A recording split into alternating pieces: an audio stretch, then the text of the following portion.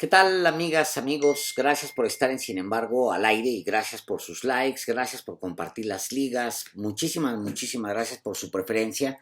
Este es mi texto para este día, 20 de junio, y es una reflexión sobre en qué momento se encuentran derecha e izquierda, estos dos proyectos que se disputan el control de la nación después de las pasadas elecciones y después de los triunfos que sí han sido arrolladores de la izquierda en el país. Y pues bueno, mi texto se llama La batalla que comienza y dice esto. En la reciente entrevista que hicimos a Marco Cortés para el documental y el libro La disputa por México, el dirigente nacional del PAN definía así las dos visiones de nación que existen en el país.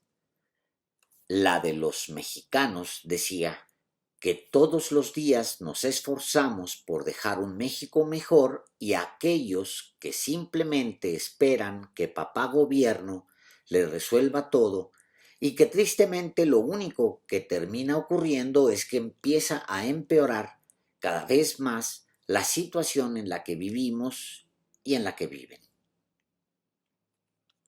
Obviamente en su discurso se refería a empresarios, emprendedores y clases altas por aquellos que se esfuerzan y las mayorías para él son los que esperan que papá gobierno les resuelva todo. La visión puede ser calificada como mezquina y rabona, clasista y reduccionista, pero también permite advertir cómo el odio político puede nublar la vista y convertirse en menosprecio y discriminación por razones económicas y muchas veces también con motivaciones raciales. Cuando Marco Cortés soltaba aquella frase, no pude dejar de pensar en mi mamá, en cómo crió a 6 hijos de crisis en crisis entre los años 1970, 1980, 1990. La recuerdo en los peores momentos económicos de la familia, estirando el presupuesto con más agua, más arroz, más frijoles y más tortillas, y no la recuerdo nunca haberse quedado con los brazos cruzados esperando a que papá gobierno le resolviera algo, lo que fuera. Porque papá gobierno nunca existió para las familias mexicanas en crisis. Nunca que yo recuerde, esas clases menores, menos protegidas, encontraron en el gobierno un aliado frente a sus adversidades. Y al mismo tiempo, pensaba en esos que creen que son los únicos que se esfuerzan todos los días en este país. Pensaba en que los que sí han tenido acceso durante décadas a un papá gobierno son otros. La élite empresarial mexicana fue rescatada con el FOBAPROA, es decir, con los recursos de todos los mexicanos o de papá gobierno. Y para no ir más lejos, ellos son los que, frente a la crisis económica provocada por la pandemia, de inmediato corrieron a Palacio Nacional y pidieron al presidente Andrés Manuel López Obrador que endeudara al país con 4 puntos de PIB para que les repartiera ayudas. No vi o no tengo registro de que los más humildes, que son millones, pidieran ayuda de papá gobierno para no morir de hambre. En cambio, la élite, en voz de Carlos Salazar Lomelí, presidente del Consejo Coordinador Empresarial, sí reclamó a papá gobierno y ni siquiera por hambre. Fue para no perder los privilegios que han disfrutado desde siempre. La visión de Marco Cortés, sin embargo, es una muy extendida. Hay que recordar al exdirector de un diario nacional, aliado de la élite empresarial, cuando tuiteaba aquello de que los que simpatizan con la izquierda no pagan impuestos, mientras que los que votan por la derecha, sí. Una mentira, para su desgracia, muy documentada. De hecho, el haber obligado a los grandes empresarios a pagar impuestos permitió que la recaudación de 2019, 2020 y 2021 no se cayera con el desplome de la economía y todo lo contrario, aumentara. Pero esa visión está ahí.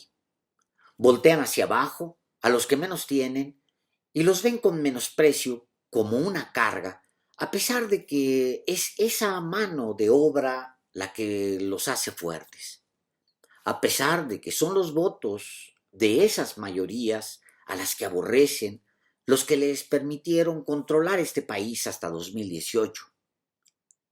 Los odian, aunque son esos los que absorben los efectos de la violencia que provocaron por el abandono, la desigualdad y la miseria. Y esas mayorías deben aceptar todavía que imbéciles como Gabriel Cuadris se atrevan a poner en duda su existencia. Y es esa visión, la de Cuadri y la de Cortés, basada en la mentira y en una lectura muy poco crítica de su propia posición en este país cambiante, la que los llevó a la crisis que hoy sufren como fuerza política. Su menosprecio a las mayorías los arrastró a la pérdida de confianza de los votantes. Y es un menosprecio que viene, además, de un odio profundo por aquello que es distinto o que no comprenden. Un odio que viene, además, de la pérdida de privilegios, que se enciende todavía más cuando piensan en el pasado inmediato, cuando el país era solo de ellos y tenían el poder para simular incluso elecciones para repartirse la administración de la hacienda pública. Les vino la desgracia y ni aun así piensan en los errores que han cometido, entre ellos menospreciar el poder que tienen esos que son mayoría para revocarles el poder. Sin embargo, la izquierda debería tener mucho cuidado cuando descansa en la derrota de Va por México. Siento a muchos sectores sentados en una camita de laureles. Y cuidado ahí. Cualquiera que intente negar que la oposición tiene la oportunidad de retomar el poder y afianzarse en él, se chupa un dedo o se miente deliberadamente. Muchos dentro del partido oficial sienten que lo que viene para ellos es administrar el poder. Y están en un error. Lo que ha sucedido en México en estos muy pocos años es que apenas uno de los brazos de la derecha sufrió la lumbre, pero su cuerpo está activo y es fuerte, y tiene muchos otros brazos que son igual de poderosos que el electoral, el partidario. O dicho de otra manera, el hecho de que el rostro político de la derecha en México haya quedado debilitado o haya perdido a un ritmo histórico incluso sus bastiones, no significa que esté derrotada. Cualquiera que piense que derrotar a PRI, PAN y PRD es derrotar a toda la derecha, se equivoca o intenta ignorar que la verdadera batalla de la izquierda apenas ha empezado en México y que sus triunfos son pocos frente al tamaño del reto en el futuro inmediato. Los poderes de facto realmente no han sido tocados, incluso los que se esconden detrás de los mismos gobiernos de izquierda. Lo que veremos en los siguientes meses será su reagrupamiento. Si se dividieron, se volverán a unir. Si se ofendieron, se perdonarán. La derecha es el movimiento nacional más consistente y más pragmático de México. La izquierda, en cambio, por razones distintas que en su momento he comentado, es un proyecto interrumpido. Los poderes de facto en México tienen además varias ventajas competitivas frente a lo que pueda hacer la izquierda. Primero, son los del dinero. Es el poder económico de las concesiones de 100 años y poseen dinero para 10 generaciones más de ellos mismos. Y está la élite intelectual. Si alguien pensara que se trata de Héctor Aguilar Camín y de Enrique Krause, se equivoca. Son individuos importantes y poderosos que aprendieron a vivir al amparo del poder sin mancharse siquiera, que cosecharon las victorias y simplemente se guardaron en las derrotas. La élite intelectual es un poder inequívoco que alcanza a la academia, cruza por las universidades, tiene tomados institutos de cultura y secretarías de lo mismo en todo el país, incluso dentro de instituciones nacionales. Tuvieron 40 años para inflar su membresía. Es un pensamiento dominante en México, en ciertos núcleos que se esconden sobre todo entre los tibios, entre aquellos que no quieren perder sus pequeños empleos dentro de una universidad, entre los que están acostumbrados y conformes con el salario de director que les dieron en algún ayuntamiento o en algún gobierno porque la élite los recomendó.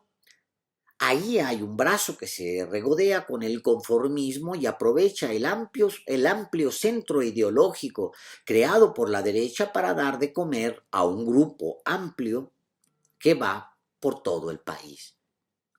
Pero además están los medios de comunicación masivos.